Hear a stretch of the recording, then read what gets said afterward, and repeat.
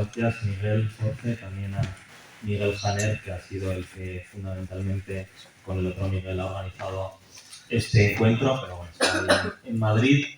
Muchas gracias a todos por venir.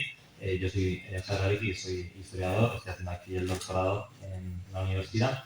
Entonces, bueno, voy a presentar a los dos ponentes, voy a intentar ser breve, tiene un currículum ambos muy extenso, pero lo interesante es escuchar sus opiniones sobre el tema. Entonces, Julio Muerza, en primer lugar, es doctor en Derecho por esta casa, por la Universidad de Navarra, y ha desarrollado su carrera académica en diferentes universidades españolas, entre ellas la Universidad Complutense, la Universidad de Alcalá de Henares y la Universidad de Zaragoza. Es catedrático de Derecho Procesal y por esta universidad desde 1999 también ha sido decano de la Facultad de Derecho y tiene numerosas publicaciones en el ámbito del derecho penal y del derecho procesal. Bueno, es director de la Escuela de Práctica Jurídica y también es vocal permanente de la sección de Derecho Procesal de la Comisión General de Codificación. Por otro lado, Jaime Ignacio del Burgo, muchas gracias por venir, que es el ponente de lujo que tenemos, que viene de fuera de la universidad y bueno, pues comentaba que no es la primera vez que está en la universidad, desde luego, y tampoco en este colegio mayor, y está muy contento de acompañarnos. Muchas gracias también a su nieta, Carol, por ayudarnos a organizar este encuentro. Bueno, Jaime Ignacio del Burgo también es doctor en Derecho, en su caso es doctor en Derecho Foral, que ha sido durante toda su trayectoria y sigue publicando sobre el tema en su ámbito de investigación y de estudio, con una tesis en 1968 sobre los orígenes y el fundamento del régimen foral de Navarra, una tesis y su tarea que influyó en lo que bueno, pues hemos conocido y conocemos como la LORAFNA, el Estatuto de Autonomía de Navarra, el amejoramiento, porque él pues fue un político muy activo en la transición a la democracia, tanto en Navarra, donde tuvo un papel pues, muy importante en este estatuto, y en general en España, ¿no? También. Entonces ha ocupado diferentes cargos, ¿no? En las primeras elecciones, antes de la aprobación de la Constitución, en las Cortes Constituyentes, fue elegido senador y desde entonces ha ocupado pues, diferentes cargos, senador, diputado en el Congreso, por ejemplo, entre 1989 y 2008, si no me equivoco, bueno, parlamentario en el Parlamento de Navarra, y quizás el cargo de mayor relevancia que ha ocupado pues, fue el de presidente de la Diputación de Navarra en dos periodos, entre 1979 y 1980 y en 1984 también. Y bueno, pues también fue en ese momento, en 1979, cuando se empezó el proceso de elaboración del Estatuto de Autonomía de Navarra, el mejoramiento, y bueno, pues ahí está su contribución en la transición en ese momento, ¿no? También, como decía, ha publicado muchos libros en cuanto al derecho foral, y el último, muy reciente, de este mismo año, editado por la editorial Pompaelo, uno que lleva el título El amejoramiento del fuero, la casa del pueblo Navarro. Y bueno, pues ya no lo puedo dejar de mencionar en el título personal, pues mi abuelo fue su secretario y también fue el secretario de su padre, en su caso, como cuando Jaime Ignacio era presidente de la Diputación de Navarra, ¿no? Entonces, obviamente no puedo dejar de acordarme de mi abuelo. Y ya pasamos al tema que nos ocupa. Vamos a hablar sobre la amnistía y sus consecuencias. Vamos a hablar desde un punto de vista jurídico, pero también desde un punto de vista histórico, político, social. Entonces, bueno, pues simplemente por contextualizar, tras las elecciones del 23 de julio de este mismo año, el PSOE abrió una negociación para conseguir los votos de Junts, que ha implicado la presentación en el Congreso de los Diputados de la proposición de ley orgánica para la amnistía, y bueno, pues que precisamente esta semana pues está viviendo esa fase de enmiendas que todos estamos leyendo en los medios de comunicación, donde se está negociando pues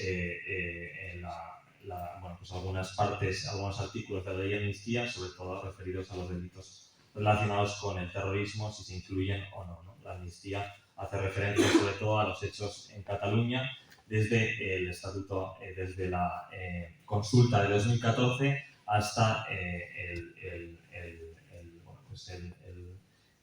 hasta 2023, si no me equivoco. Bueno, pues todo lo que conocemos como el procés, ¿no? El proceso soberanista en Cataluña. Y ya con esto me callo y voy a preguntar en primer lugar al profesor Julio Muerza, como catedrático de Derecho, que nos dé su visión desde un punto de vista jurídico sobre la amnistía, sobre si, desde su opinión, le parece constitucional. Y bueno, pues ya es tu turno. Muy bien. Muchas gracias por esa amable presentación. Y en primer lugar, antes de entrar, digamos, en harina, me gustaría dar las gracias, como no, a la Asociación Arete. Creo que es una muy buena apuesta el que decida entrar en ella. Y también quiero dar las gracias porque para mí es un honor estar junto con Jaime Ignacio de Lugo. Él tenía que estar aquí en el medio, él tenía que comenzar a hablar, pero me ha pedido que sí. Pues nada, yo a don Jaime le admiro por muchas razones, pero básica y sustancialmente por sus desvelos por la Comunidad Foral de Navarra. Son muchos los años que lleva, bien en público, bien en privado, dedicado a Navarra y a mejorar Navarra. Y creo que eso hay que ponerlo de manifiesto. Y por otra parte, he de decir que me siento en mi casa. Yo tuve la suerte de estudiar en la Universidad de Navarra, la carrera de Derecho, y entonces la carrera duraba 5 años, y los 5 años fui decano de Belarma, pero residente en la Torre. Es verdad, estuve en Fases, estuve en la Torre. Ahí siempre hemos tenido nuestras juntas. Por lo cual, estar aquí, bueno, habitualmente estaba allí, y en hoteles y tal, pero me refiero que no me resulta un lugar desconocido. Bien, se me ha pedido, ¿no?, que haga una síntesis sobre el tema de la amnistía. ¿Quién me lo iba a decir a mí? ¿Quién me lo iba a decir a mí? ¿Por qué? Porque como profesor de Derecho Procesal, al explicar el proceso penal, hay una vez al año en el curso en donde al menos una vez digo la palabra amnistía. ¿Y eso por qué? ¿A qué se debe? Porque efectivamente en la proposición de ley que ha presentado el Gobierno hay en un momento determinado, en uno de los apartados, donde se hace referencia más o menos a lo siguiente. El artículo 666 prevé como artículo de previo pronunciamiento la amnistía que dará lugar al sobreseimiento. Vaya palabras, para quien no son de derecho, ¿verdad? ¿Vale? ¿Qué querrá decir semejante cosa? Entonces quería partir de allí para explicar lo siguiente. Hablamos de amnistía para referirnos a qué. Hablamos de indultos para referirnos a qué. Y hablamos de indultos generales para referirnos a qué. Porque son conceptos asentados hace mucho tiempo. No son novedosos, no son del siglo XXI ni de 2023. La palabra amnistía, nos podemos imaginar, que significa olvido. Amnesia, olvido.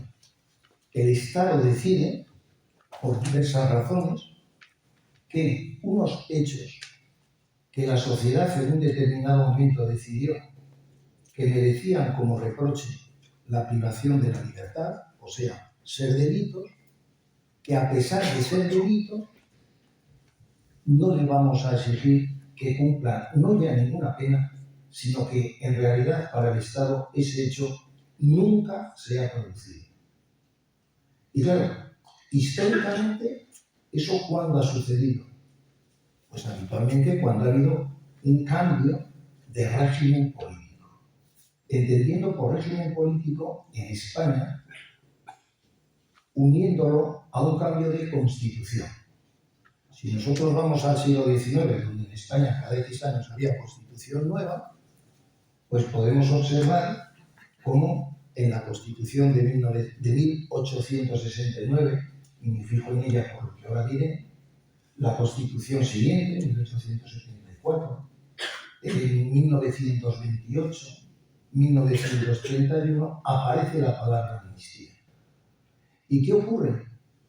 Que el Código Penal recoge que una causa de extinción de la responsabilidad penal es la amnistía. Entonces, ¿qué tiene que ver eso con lo que yo explico? Que explico el proceso penal. Pues lo que sucede es lo siguiente.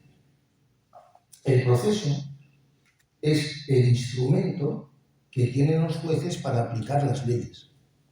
Es el instrumento, en este caso, que tienen los jueces, el proceso penal, para aplicar el derecho penal.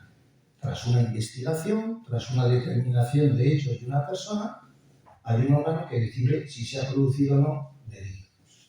Claro, si el Código Penal, que es el reflejo de una Constitución, prevé, porque la Constitución lo establecía, la amnistía como forma de terminar un proceso, pues lógicamente, ¿qué hace la ley de enjuiciamiento criminal? Recogerlo. Y aquí hay que citar hay que tener en cuenta un pequeño detalle. Nuestra ley de enjuiciamiento criminal es de 1882. Y en aquel momento, el Código Penal vigente era el de 1870. Y en el Código Penal de 1870, consecuencia de la Constitución de 1869, del año anterior, aparecía la amnistía. Por lo tanto, la ley de enjuiciamiento criminal recoge que el motivo de extinción del proceso, dicho en términos generales, es la amnistía. Pero ¿qué ha pasado? Que la vida ha continuado. Y en el Código Penal del 32, fruto de la Constitución de 1931, aparecía la amnistía. Y en el Código Penal de 1944, después de la Guerra Civil, aparecía la amnistía. Caray, pero llega el Código Penal de 1995 y desaparece la amnistía. ¿Por qué? Porque la sociedad considera, a través del Parlamento, que ya la amnistía no tiene ningún sentido. Estamos en un régimen democrático, se respetan los derechos, no hay nada que hacer y desaparece la amnistía. Sin embargo, pero en fin, somos humanos también en España, y es de aquí que ninguna reforma posterior al Código Penal de 1995, en la Ley de Enjuiciamiento Criminal, ha eliminado la palabra amnistía.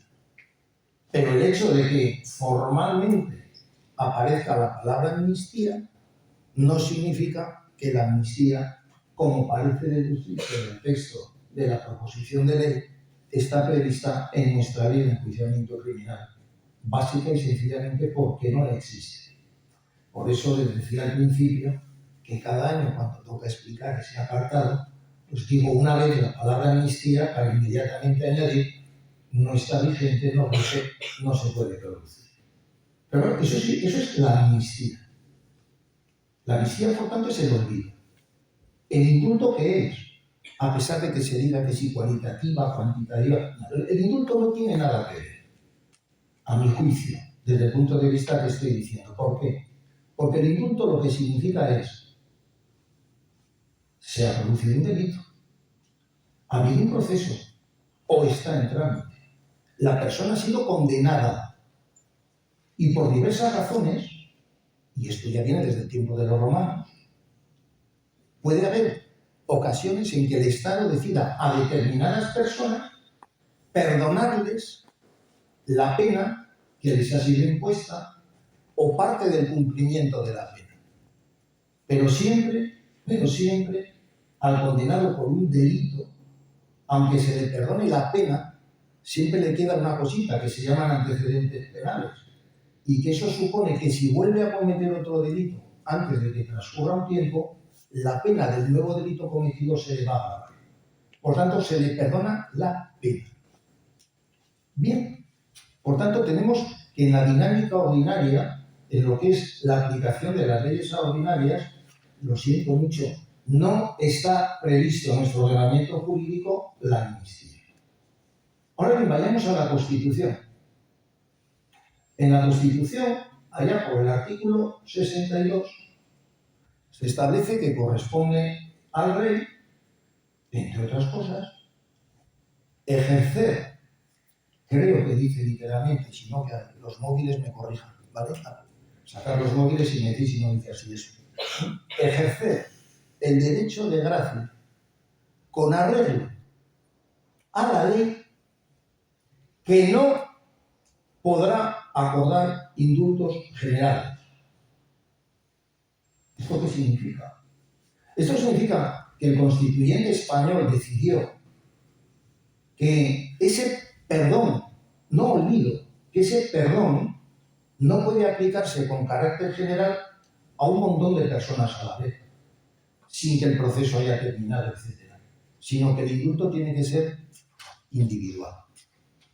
A mi juicio, por tanto, algunas cosas que he oído recientemente, de que el hecho de que la Constitución hable de indulto general, pero no habla de amnistía y que por lo tanto no lo prohíbe, yo, sinceramente, por más vueltas que le he dado a mi cabecita, que ya sé que es muy corta, pues no lo consigo entender.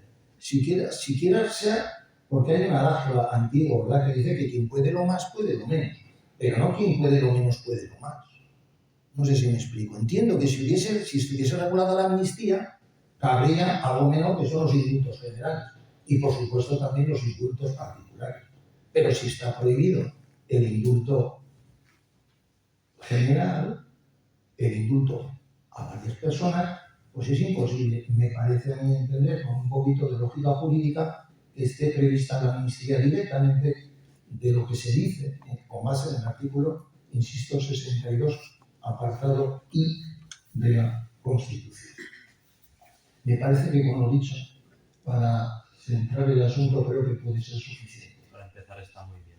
Muchas gracias por esta exposición, Jaime Ignacio. Te quería preguntar a ti también como jurista cuál es tu valoración de la ley de amnistía, pero sobre todo cuál es tu valoración también desde un punto de vista social, político, que supone en la historia de España, ¿no?, podríamos decir, la ley de amnistía. Bueno, en primer lugar, saludar. Muchísimas gracias a Arete por haberme invitado. Máxime, además, por la relación que tuvimos que tuve yo personalmente también con el abuelo de Javier y bueno, y por el entusiasmo que tenía mi nieta Carolina, que también quería que viniera a este acto. Y, por supuesto, pues nada, saludar al gran jurista que es y ha demostrado en su intervención, don Julio Muerza, que ha centrado muy bien el problema de la amnistía y que, sin más preámbulos, pues voy a analizar. Bueno, pues tengo que decir que yo tuve la suerte o el honor de representar a Navarra en las Cortes Constituyentes. De manera que yo soy senador constituyente. Participé activamente en la elaboración de la Constitución. Y una de las cosas que debo decir es que las Cortes rechazaron expresamente que se estableciera la posibilidad de conceder amnistías. Hubo una enmienda de un diputado, que además era un jurista muy ilustre, Raúl Morodo, que presentó en nombre del Partido Socialista Popular que se incluyera entre las facultades de las Cortes Generales la posibilidad de conceder amnistías, y esa enmienda fue rechazada. Y hubo otra enmienda de otro diputado que lo que propuso fue que en el artículo que se refiere, el 62, que se refiere a las facultades del rey, se incluyera que no se podrían dar indultos generales. Por lo tanto, tenemos por una parte que las Cortes rechazan la amnistía y, por otra parte, rechazan la posibilidad de recurso de indultos personales, digo generales. Eso por una parte. Luego, pues es evidente que el hecho de que primero tenga ese precedente, ese precedente que naturalmente el señor Sánchez y compañía lo omiten y no dicen ni una palabra sobre este criterio de las Cortes Generales. O sea, que no es que estemos hablando de que, bueno, pues de lo que pasó con la amnistía en otros tiempos. No, es que se quiso expresamente que no existiera la posibilidad de dar amnistías. Por lo tanto, la primera conclusión que yo saco ya como jurista es, si usted quiere que efectivamente pueda haber amnistías, pues tendrá que reformar la Constitución. Y amigo mío, usted no se atreve a reformar la Constitución porque sabe que no puede hacerlo. ¿Por qué no puede hacerlo? Y esto es una cosa muy importante para entender todo lo que estamos viviendo. El señor Sánchez sabe que la Constitución se puede reformar. Todo el mundo sabe. Y es más, en España muchas veces se dice, hay que reformar la Constitución. Bien, la Constitución no es un tótem al que haya que adorar permanentemente, ¿no? La Constitución puede modificarse, puede reformarse, incluso puede derogarse entera si entras en un proceso constituyente. Pero tienes que cumplir las normas de reforma que la propia Constitución establece para modificar, reformar la Constitución. ¿Y por qué no lo hacen? Pues porque la Constitución está hecha por consenso, fue fruto de la concordia nacional y por lo tanto requiere un gran consenso también para poderse reformar.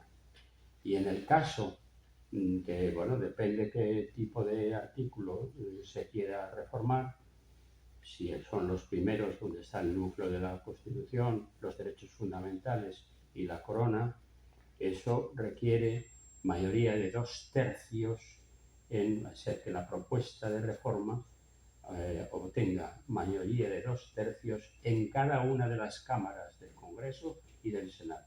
Si eso se supera, se disuelven las Cortes. Disolver las Cortes para el señor Sánchez. Eso es cuando yo quiero estar 20 años más, como ha dicho, sin pudor ninguno, porque su proyecto es un proyecto mesiánico y es un proyecto que no se puede hacer en una legislatura.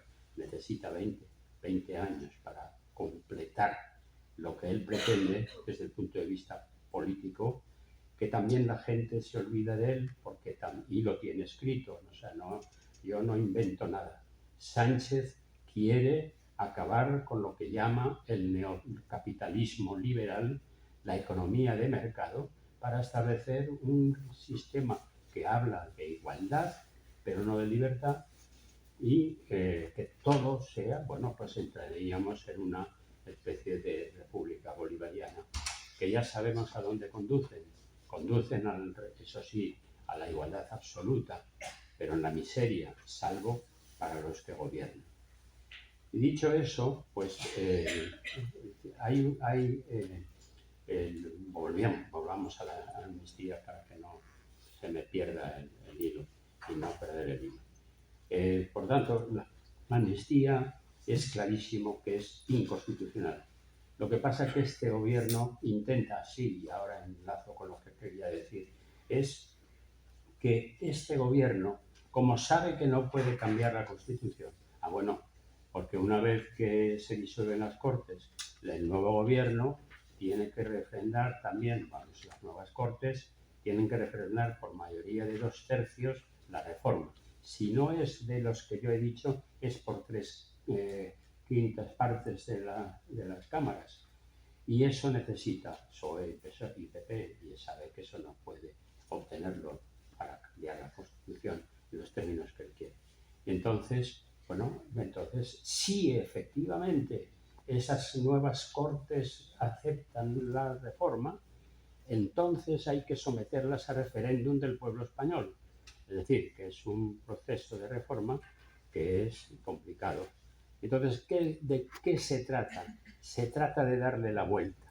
Se trata de ir consiguiendo los objetivos que no puedo conseguir mediante una reforma de la Constitución, los voy a conseguir mediante aspectos parciales. ¿Y cómo? ¿Cómo lo hace? ¿Cómo lo hace?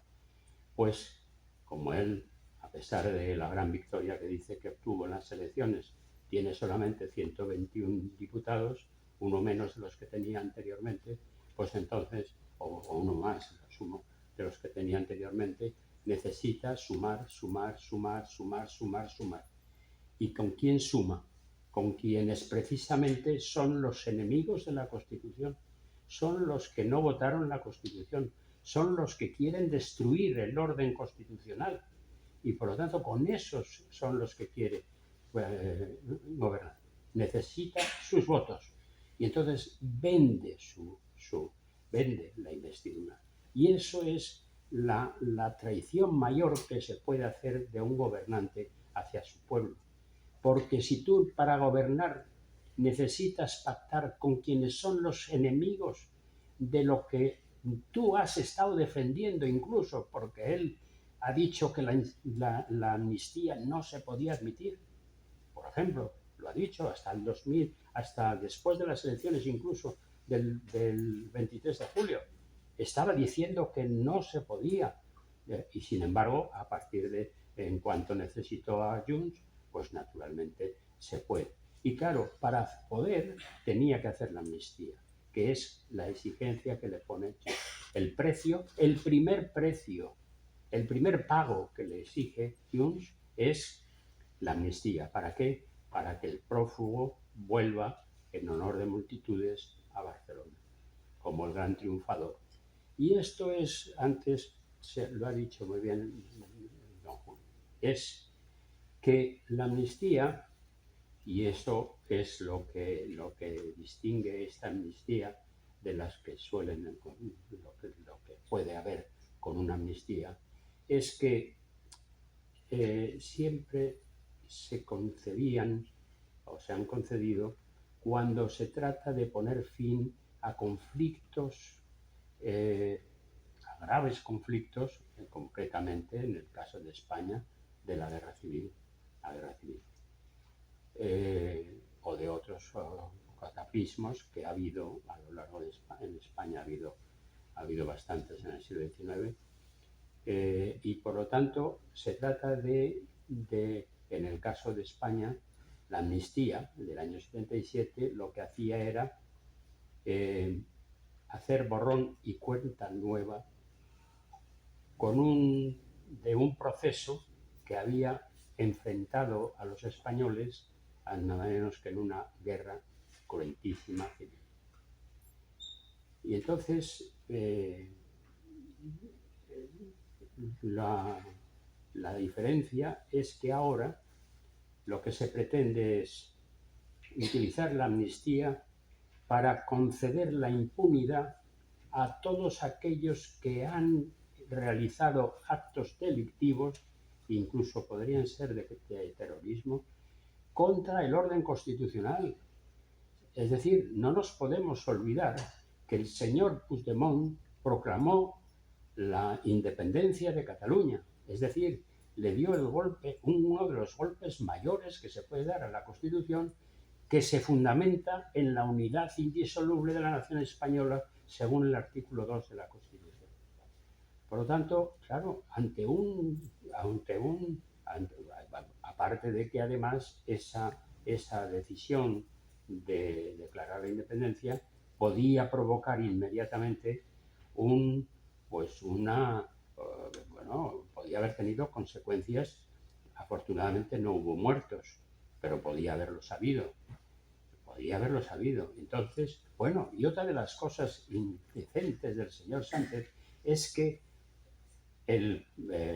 ante esa situación, la Constitución ya prevé que cuando una comunidad autónoma se sale del tiesto, depende también de la gravedad de lo ocurrido, y en este caso era la gravedad extrema, se aplica un artículo de la Constitución que es el 155, que dice que el Senado, el gobierno propondrá al Senado, y el Senado por mayoría absoluta lo que hace es determinar qué medidas se han de adoptar para acabar con esa, en este caso, sublevación, sedición de un territorio como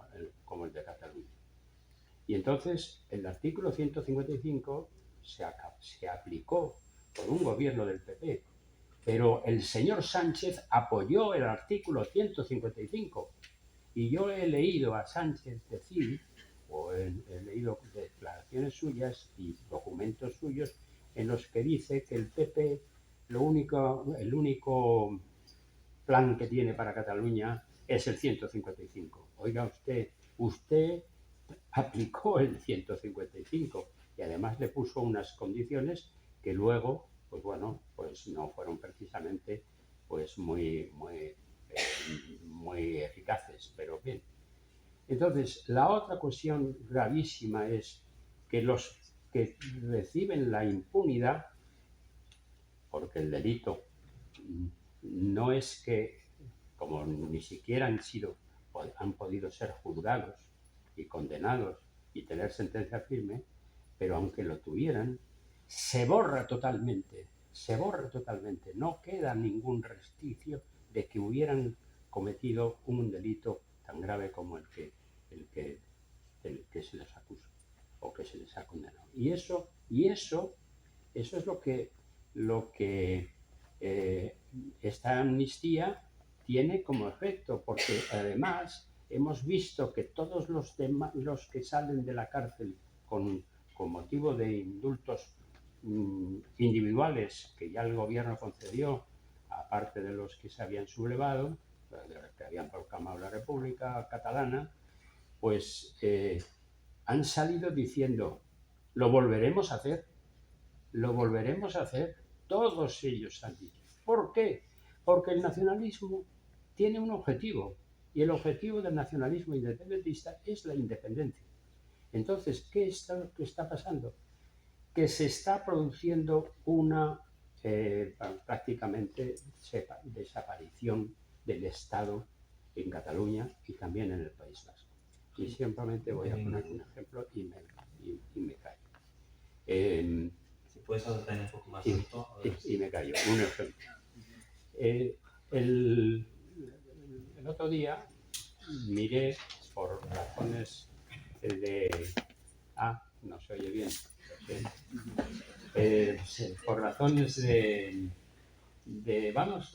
me ocurrió, pensé, ¿cuántos mozos de escuadra hay en España, en Cataluña? Miré y efectivamente venía 17.900 efectivos, que por cierto están armados hasta los dientes. ¿Cuántos guardias civiles hay en Cataluña? Unos 3.000. ¿Cuántos policías nacionales? Había 3.500 y han bajado a 3.100. Es decir, que si volvieran a cometer ese acto delictivo y movilizaran para llevarlo a cabo a sus mozos de escuadra, que ya incluso en el anterior pues tomaron el aeropuerto de Prat y entonces, bueno, y cortaron todas las carreteras. Pero bueno, supongamos que deciden pasar de las palabras a los hechos. ¿Quién puede garantizar que el Estado español está en condiciones de hacer frente a una rebelión de esa naturaleza? Si encima luego vienen inmediatamente con los reconocimientos por parte de algunos estados que seguro que lo iban a hacer, ¿qué conflicto tiene? ¿Va a España a mandar los tanques a las calles de Barcelona? Esa es la reflexión que me hice el otro día. Muchas gracias, Jaime Ignacio. Julio, te quería preguntar por una cuestión que justamente comentaba Jaime Ignacio. Precisamente señalaba que si quisiésemos aprobar una ley de amnistía, habría que reformar la Constitución. Entonces, ese ha sido precisamente el criterio de los letrados de la Comisión de Justicia del Congreso de los Diputados, que la semana pasada, no sé si esto se ha publicado el informe oficialmente, porque ha habido ahí también unos retrasos, etcétera, pero se ha filtrado a los medios y precisamente en ese informe esos letrados antes incluso de estas reformas que se están incluyendo esta semana, lo que dicen es que si se quisiese hacer una ley de amnistía, ¿por qué no reforma la Constitución, ¿no? Entonces te quería preguntar por eso, y luego también te quería preguntar por otra cuestión que es, bueno, ¿qué papel podría llegar a tener el Tribunal de Justicia de la Unión Europea o las instituciones europeas en general a la hora de frenar o no la amnistía? Qué buenas preguntas, ¿no? Bueno, vamos a ver. Si nos lo tomamos en serio, ese es el asunto, vamos, en serio, el asunto es muy grave. Pero si se ha dicho como se ha dicho, y es verdad que el Parlamento representa la soberanía popular y el Parlamento aprueba una ley de amnistía, pues los informes de los letrados, por más que digan que es necesaria una reforma constitucional, no se va a producir. Sencillamente, dado que han dicho que el Parlamento puede aprobar lo que quiera. Yo la primera vez que vi eso me planteé entonces otra cosa, ¿no? Si el Parlamento, y perdón por la barbaridad que voy a decir, ya siento que se esté grabando esto,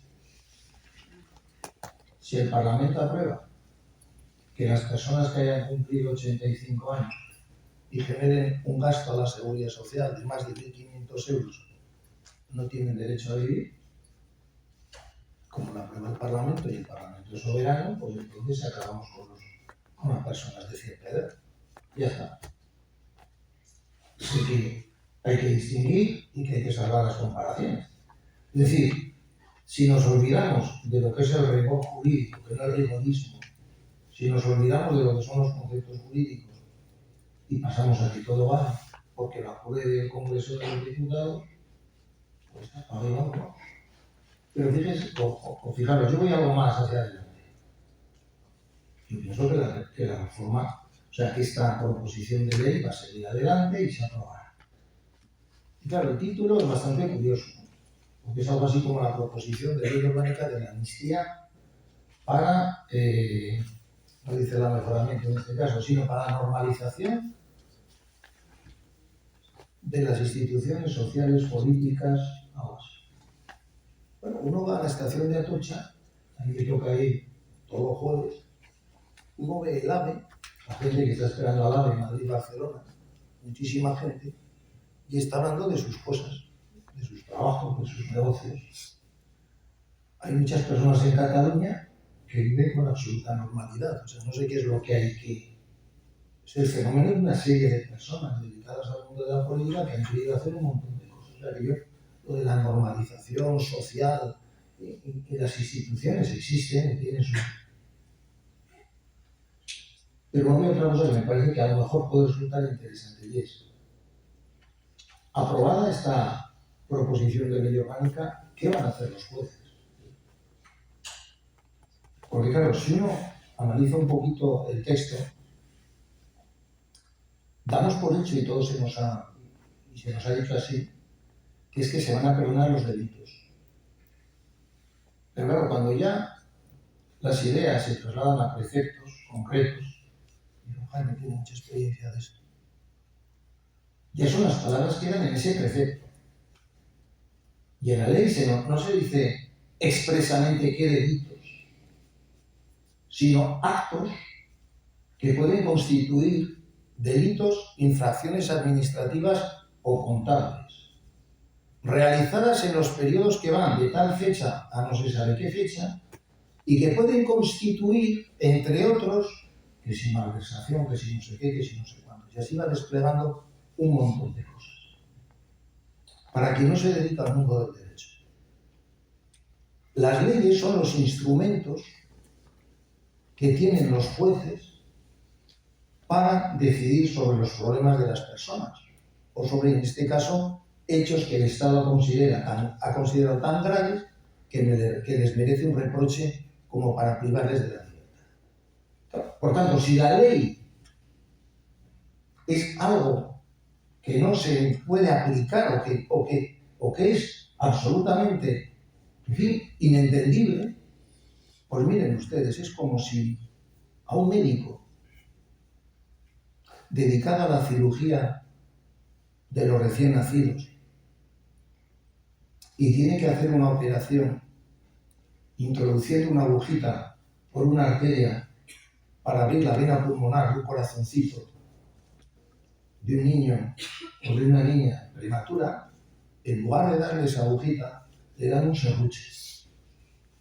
Claro, si le dan un serrucho, lo que va a pasar es que se va a negar a aplicarla, o que si le obligan, como es el caso de los jueces que no pueden dejar de dictar las sentencias, pues entonces lo matarán.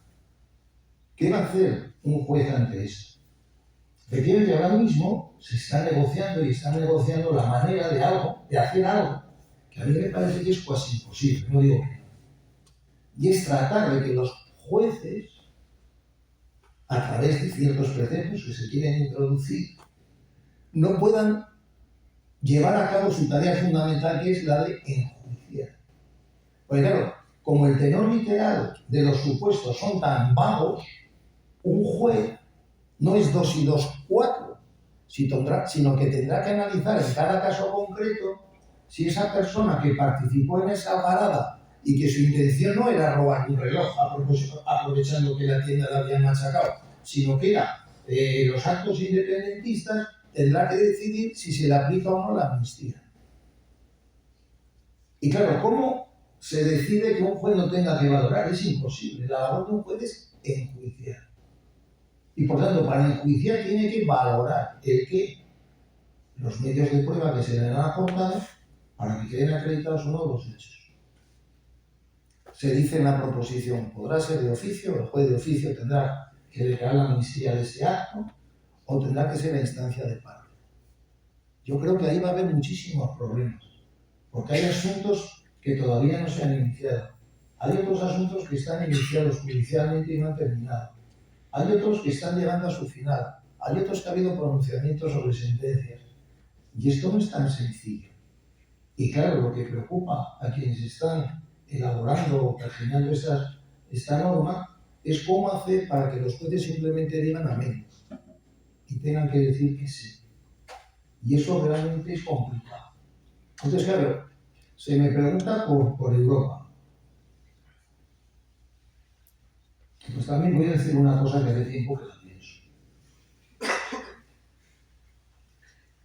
Creo que uno de los últimos reductos de la soberanía que tienen los estados en Europa es su derecho penal. ¿Qué quiero decir con eso? Que los estados se reservan mucho el tipificar las conductas que consideran que son delitos. ¿Y qué ocurre? Que cada estado, a pesar de que puede parecer que las conductas que consideran delitos son las mismas, resulta que no lo son. Y en este terreno en general, lo que hacen los estados, seguro que os dicen a vosotros, no te pongas de perfil, ¿no? Que debe ser como, oye, no. Los estados lo que deciden es no meterse en líos, en problemas que tienen internamente los estados. Salvo, y por eso digo que lo voy a decir, que es algo que pienso desde hace tiempo, salvo cuando afecta a los intereses económicos de la Unión Europea. Fijaros, la persecución de los delitos se produce en cada estado donde se comete, aplicando normas de derecho tal. Recientemente, hace muy poco tiempo, y en España hace 2 años, se ha aprobado con una transposición de una directiva el procedimiento de la Fiscalía Europea, que consiste en que cuando se trata de delitos cometidos de naturaleza económica que afectan a los intereses de la Unión, ahí todos los estados a una tienen que perseguirlos. Por ejemplo, resulta que a un estado la Unión Europea le da una subvención para realizar una cosa. Ese estado lo entrega, pues yo que sé, a unas empresas. Y resulta que esas empresas destinan el dinero a un fin que no era el previsto en la subvención. Claro, ese dinero era de la Unión Europea. ¿Qué pasa? ¿Cómo se persigue? Claro, pues ahora los estados sí se han puesto de acuerdo cuando se trata de intereses económicos. Y por eso queda excluido de la amnistía ese delito. Si ha habido malversaciones relacionadas con la Unión, eso sí que quedan excluidos. Pues, a mí me parece que poco puede hacer, no que poco, podría, por más que digamos en el Parlamento Europeo, en la Comisión, intervenciones, si se lo tomasen en serio, sí. Pero yo no sé si hay una especie de vamos a dejarlo estar en cada país. Ahora, cuando llegue el momento de aplicarla, a lo mejor resulta que sin dotes nos podemos llevar sorpresas. Porque efectivamente esta ley tendrá su recorrido. Y yo me imagino que no ya por razones, digamos, de tipo político. Yo comprendo, vamos, yo juez o cualquier juez de España, si la ley se aprueba en los términos que ahora mismo está como proposición de ley, lo primero que plantearán será una cuestión de inconstitucionalidad. Y eso lo puede hacer cualquier juez. Que haga el Tribunal Constitucional, pues ya veremos. Pero armar todo esto con base en los informes de los letrados, y ahora ya hablo desde el punto de vista técnico, es decir, los informes de los letrados son esos informes que cada abogado quisiera tener, o querría tener, mejor dicho, y querría tener en su despacho como argumentos para llevar a cabo la propuesta que ellos hacen. Porque son, es decir, son letrados del Congreso de los Diputados, no son gente, digamos, nombrada a dedo. Esos puestos, habitualmente, si no corríjaseme, ¿verdad?, son por oposición, y son unas oposiciones muy duras, o sea, son gente muy sesuda, que sabe mucho de derecho constitucional y, por lo tanto, lejos de mí decir nada sobre ello. Y no vale afirmar que una persona ha hecho una cosa. Cuando se dice que el equipo de letrados del Congreso ha dicho que merece que para que haya una amnistía en España debe haber una reforma constitucional, no es porque son del PP o son de Vox o son de no sé qué, porque ellos son técnicos y están ahí por encima, dicho si se me permite la expresión, por encima de quienes sean los partidos que formen parte del Congreso. No sé si contestarlo. Sí, a las dos, creo. Entonces, antes de dar paso a las preguntas, que vamos a tener tiempo hasta menos cuarto, le quiero hacer otra pregunta a Jaime Ignacio del Burgo. ¿Me escuchas bien? ¿No? Sí, me escuchas. ¿Cómo? ¿Me escuchas? Sí. Sí. Entonces, vale, sí, no me quedaba claro. Entonces, Alfonso Guerra, quien fuera vicepresidente del gobierno, ha dicho que la amnistía es una humillación a la generación que hizo la transición. Entonces, yo te quería preguntar, como miembro de esa generación, si compartes esas declaraciones o cómo lo experimentas desde ese punto de vista. Y si puedes no extenderte mucho para que luego la gente pueda preguntar, te lo agradezco. Bueno, pues vamos a ver. Hay una cosa que es bien clara, ¿no? Lo que se pretende es deslegitimar la transición.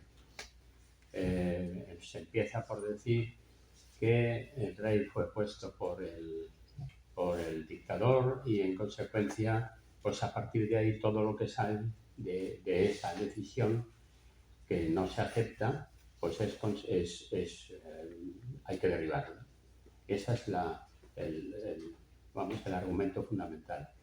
Lo que pasa es que la legitimación democrática del rey vino como consecuencia de que precisamente él consiguió pasar de la dictadura a la democracia sin derramamiento de sangre y con un consenso generalizado de todos, del Partido Comunista, del Partido Socialista, lo cual fue una tarea que además el artífice, el ejecutor de lo que quería el rey fue Adolfo Suárez, el presidente, y bueno, yo tengo que decir, porque participé también activamente, y yo tengo que decir una cosa que pues a mí me parece que puede ser muy, muy importante, ¿no?, para entender todo esto. Yo recuerdo cuando se aprobó la ley de la amnistía. Yo era senador y, por lo tanto, era secretario del Senado y, por lo tanto, yo voté la ley de amnistía. A mi derecha estaba el vicepresidente del Senado, uno de los vicepresidentes, que se llamaba Ramón Rubial. Ramón Rubial era el presidente nacional del PSOE. Nacional. Era un luchador antifranquista, estuvo 20 años casi en la cárcel, y yo le he visto llorar el día que se aprueba la amnistía. ¿Por qué? Porque él entendía que había que mirar hacia adelante, que había que poner un punto final, porque él había vivido la guerra civil, sabía lo que era la guerra civil y sabía lo que habían hecho unos y otros, y por lo tanto había que reconciliar, y para reconciliar hay que olvidar, porque si no olvidas no reconcilias, que es lo que precisamente justo es lo contrario de la memoria histórico-democrática. Claro, tú dices, no, es que no se puede olvidar aquello. Pues si no olvidas aquello, entonces vuelves a sacar las heridas de la... Y eso fue realmente el punto inicial de la transición, porque a partir de ese momento es cuando se realiza la Constitución por consenso. Eso no está dentro de la Constitución, está fuera de la Constitución, y por eso no se le puede decir que la amnistía ya está dentro de nuestro ordenamiento constitucional porque lo aprobó el año 77 las Cortes. No, las Cortes lo que pusieron es punto final para empezar. Entonces, desde ese punto de vista, tengo que decir que la transformación evidente, vamos, la concertación fue un modelo, y no nada fácil, porque ojo, que ahí hay también que piensa que bueno, que todo aquello fue también pues como si fuera un jardín de rosas. No es la verdad, no. Hubo enfrentamientos dialécticos muy fuertes en el devenir del debate de la Constitución, pero al final se llega a un total acuerdo que luego el pueblo español ratifica. Y en ese sentido yo pues tengo que decir además que Alfonso Guerra yo fui presidente de la Comisión Constitucional y él era vicepresidente de la Comisión Constitucional. Cuando hicimos el año 25 un acto de conmemoración de la Constitución, lo aprobamos el día 20 de noviembre de 1900, pues a los 25 años del 2003, en el 2003. Y entonces yo recuerdo haber redactado ese documento que fue aprobado por unanimidad, y el PSOE, el primero, con Alfonso Guerra. Y entonces ahí en ese documento volvemos a decir el valor que tiene la transición para que sirva para las generaciones posteriores. Y justamente es lo que ahora su partido, por eso yo comprendo que su dolor es mayor, porque él no puede aceptar lo que está pasando en su partido, lo que están haciendo en su partido. Pero bueno, también es verdad que hay que reconocer que hubo una transformación muy importante, porque yo es que lo que llego a pensar a veces es que Sánchez lo que quiere es volver a los orígenes históricos y de pensamiento del PSOE. El año 1974, cuando fue nombrado presidente Ramón Rubial, el que acabo de decir, Felipe González fue secretario general, que entonces era muy jovencito, era de mi edad. Y entonces, bueno, y Alfonso Guerra, que era el vicesecretario, en aquel momento ellos defendían la dictadura del proletariado, la supresión de las clases sociales, la total actividad por parte del Estado de la economía, la total.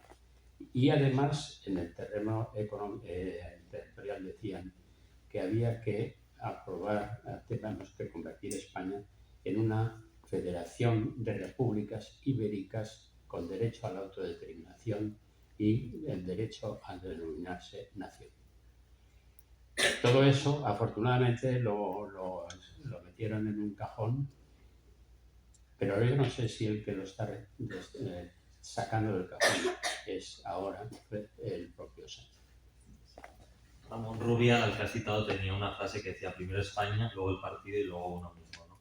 Entonces, bueno, quizás estaría bien recuperarla para algún caso.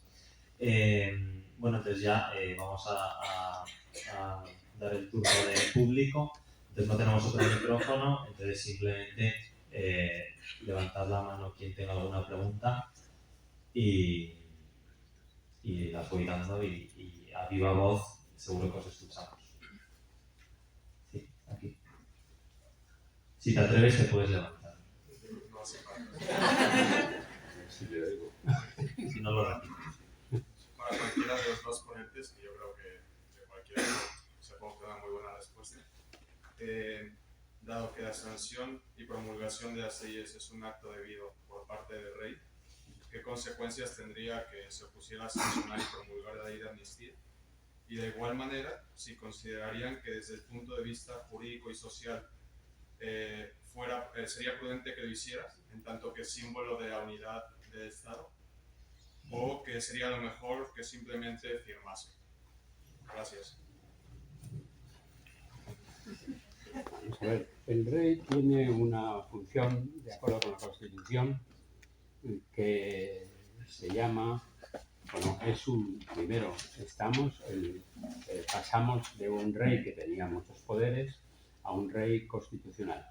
Eso significa que el rey no tiene responsabilidad política porque toda la responsabilidad de los actos del rey están refrendados por alguien del gobierno, que puede ser el presidente o los ministros de que se trate el asunto en el que tiene que rubricar el rey o proclamar el rey. Pero tiene una función que se llama de arbitraje y moderación. Si le lees a Pedro Sánchez, que es un comentarista de la Constitución de primera calidad, en su libro sobre la resistencia, Manual de Resistencia, dice que el rey tiene que ejercer la función arbitral y moderadora, como la ejerció cuando él llegó a un acuerdo para que se desbloqueara un proceso electoral que estaba estancado porque no había manera de que hubiera un candidato para la presidencia. Entonces él se va a ver al rey, el rey y él hablan, se hacen amigos y al final él cuenta que efectivamente salvaron la crisis y gracias al poder moderador y arbitral del rey, y que por lo tanto él tiene que ejercer esa moderación y arbitraje. Eso que está muy bien, por supuesto no lo ha practicado.